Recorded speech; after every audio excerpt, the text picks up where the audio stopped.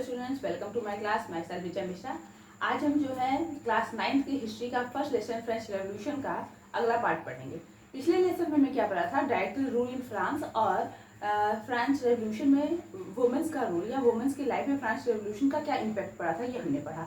अब आगे आज हम पढ़ने वाले हैं, अगला टॉपिक हमारा एबॉलिश ऑफ स्लेवरी। तो एबॉलिश ऑफ स्लेवरी की अगर बात करें तो ये स्लेवरी तो जो है अबॉलिश कब हुई थी, ये हुई थी आपके जैकोबिन रेजिम में।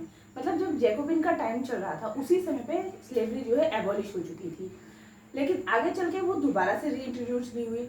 और ये किस प्रकार से क्या हुआ इसके बारे में इसके आगे हम पढ़ते हैं।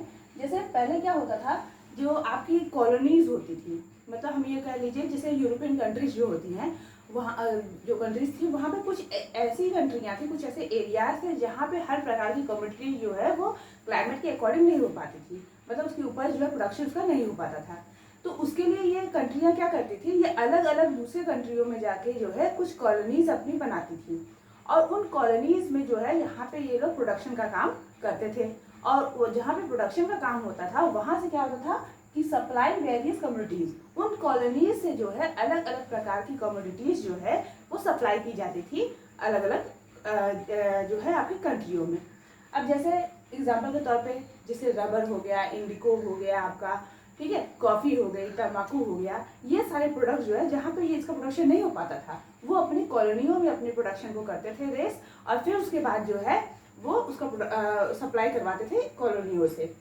अब इस सप्लाई को करने के लिए एक जो है इस काम प्रोडक्शन को करने के लिए अब लोग तो खुद जाकर दूसरे देश में अपना खेती गृहस्थी कर नहीं पाएंगे, तो उसके लिए वो क्या करेंगे, कुछ वर्कर्स अपने रखेंगे जो वहाँ पे जाके काम करेंगे। तो वहाँ पे जो वर्कर्स काम करते थे वो कौन होते थे, वो स्लेव्स होते थे।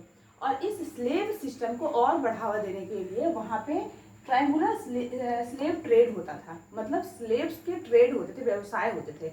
जिस प्रकार से हम बाजारों में सामान वगैरह खरीदते हैं, कमोडिटीज अपने खरीदते हैं, उसी प्रकार उस समय जो है पहले क्या होता था कि लोग जो है बाजारों में स्लेव्स के ट्रेड करते थे। अब ये ट्रायंगुलर स्लेव ट्रेड क्या था मैं आपको समझा देती हूँ। अब ट्रायंगुलर का मतलब है जैसे कि वहाँ पे 3 देश होंगे ही। अब जैसे यहाँ पे आपका एक मतलब फ्रांस था, ठीक है, मान लीजिए यहाँ पे आपका अमेरिका हो गया और आपका अफ्रीका। अब होता क्या था कि फ्रांस की कुछ कॉलोनियाँ कहाँ थी, यहाँ पे अमेरिका में। अब अमेरिका के यहाँ फ्रांस में जो कॉलोनियाँ है, प्लांटेशन कॉलोनी जो है, वहाँ पे ये खेती करना चाहते हैं, तो यहाँ पे खुद आके खेती तो कर नहीं सकते थे, तो उसके लिए ये स्लेव्स को लाते थे। अब स्लेव्स कहाँ से जाते थे, साउथ अफ्रीका से जो ट्रेडर्स हुआ करते थे वो अपने स्लेव्स जो है वो ले जाके फ्रांस में बेचते थे, और यहाँ पे जो बंदरगाह होते थे वहीं पे इनका जो है वो होता था, क्या कहते हैं, स्लेव्स जो है वो बेचे जाते थे, उनकी बोली लगती थी। उसके बाद फ्रांस के लोग क्या करते थे, उस स्लेव्स को खरीदते थे, फिर अपने स्लेव्स को लेके आते थे यहाँ अमेरिका में छोड़ देते थे, और वो उनके यहाँ प्लांटेशन फील्ड्स पे जो है वो काम करते थे, और जिसके जरिए फिर उनका प्लांटेशन वर्क होता था, और यहाँ से इन कॉलोनियों से फिर कमोडिटीज जो है वो फ्रांस भेजी जाती थी, सप्लाई होती थी। तो इस प्रकार से ट्रेडिंग का जो सिस्टम है वो आपका ट्रायंगुलर सिस्टम जो है वो चलता था, ठीक है। तो इसी को ट्रायंगुलर स्लेव ट्रेड कहा गया है। आई थिंक आपको ये क्लियर हो गया होगा कंसेप्ट। आगे हम चलते हैं। तो पहले की बात की जाए तो देखिए पहले जो स्टार्टिंग में क्या था, जब राजा का समय था तो उस समय जो है स्लेवरी को राजा जो है वो सपोर्ट करते थे। भाई क्यों करते थे, क्योंकि उन्हें भी वो राजा महाराजा लोग थे, उन्हें तो भाई एक दास चाहिए ही, नौकर चाहिए अपना काम करवाने के लिए, इसलिए वो स्लेवरी सिस्टम को सपोर्ट करते थे। बाद में फिर आई आपकी नेशनल असेंबली। तो नेशनल असेंबली में काफ़ी डिबेट चला इस स्लेवरी को लेके, स्लेवरी को रोकने के लिए, अबॉलिश करने के लिए काफ़ी डिबेट चले, लेकिन वो फुलफिल नहीं हो पाया। क्यों? क्योंकि नेशनल असेंबली के जो मेंबर्स थे वो भी तो आपके वेल्दियर सोसाइटी, मतलब वेल्दियर पर्सन थे, प्रॉस्परस पर्सन थे, जो आपके कहाँ से आए थे, मिडिल क्लास से आए हुए थे।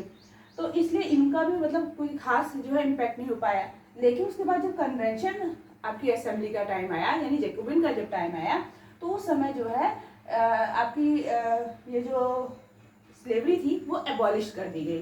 क्यों कर दी गई, इसकी भी वजह थी, क्योंकि ये कन्वेंशन जो असेंबली आई थी उसके मेंबर कौन थे, आपके एकदम पुअर सेक्शन के लोग थे, और उनका यह मानना था कि भाई हम तो खुद ही गरीब है, तो हमारे पास इतना तो है नहीं कि हमें स्लेव्स चाहिए काम करने के लिए, तो बेटर है ये स्लेवरी सिस्टम खत्म होना चाहिए। तो कन्वेंशन असेंबली आने के बाद जब नियम बने तो एबॉलिश कर दिया गया इसे स्लेवरी को। लेकिन उसके बाद जब फिर आपका नेपोलियन का टाइम आया, जब नेपोलियन जो है वो डिक्टेटर बना आपके यहाँ पे, तो उसने क्या किया, उसका यह मानना था कि अगर हमें ट्रेड को और मतलब अपने कंट्री को और भी ज़्यादा विकसित करना है तो उसके लिए हमें अपने ट्रेड को और बढ़ावा देना होगा, और अगर हमें ट्रेड को बढ़ावा देना है तो उसके लिए ज़रूरी है कि हमारे पास जो है स्लेव्स होने चाहिए। इसलिए उसने क्या किया, स्लेव्स को दोबारा से रीइंट्रोड्यूस कर दिया। ओवरऑल ये इस प्रकार से इसकी कहानी चलती रही, लेकिन लास्ट में फाइनली जो है स्लेवरी फाइनली एबॉलिश इन 1848 1848 में जाकर स्लेवरी को पूर्ण रूप से खत्म कर दिया गया। तो ये तो हुआ हमारा एबॉलिश ऑफ स्लेवरी। अब इसके आगे जो है हम पढ़ेंगे रेवोल्यूशन ऑफ एवरीडे लाइफ। चलिए अगले टॉपिक पे हम चलते हैं।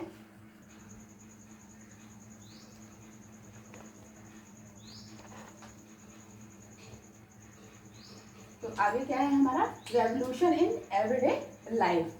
अब इसमें क्या देखिए, जैसे रेवोल्यूशन जो हो रहा था उस समय हम देख रहे थे समाज में हर जगह जो है वो रेवोल्यूशन लगातार हो रहा था। अब इस रेवोल्यूशन के होने से की वजह से नई नई जो है आपकी असेंबलियाँ बन के आ रही थी। इन असेंबलियों के बन के आने की वजह से क्या हो रहा था कि अपकमिंग ऑफ लॉज हो रहे थे, मतलब विभिन्न प्रकार के लॉज जो है वो आ रहे थे। Upcoming of laws that would translate the ideas of liberty and the equality. It means that जब ये नए नए जो कानून बन रहे थे उससे अब लोग जो है वो लिबर्टी और इक्वालिटी को बहुत ही अच्छी तरह से समझने लगे थे, उसके महत्व को जानने लगे थे, और ये समझ चुके थे कि उनके जीवन में लिबर्टी और इक्वालिटी जो है वो क्या मायने रखता है। अब जैसे विभिन्न प्रकार के जो नए नए लॉज बन के आ रहे थे उसमें से एक कानून था आपका एबोलिशन ऑफ सेंसरशिप।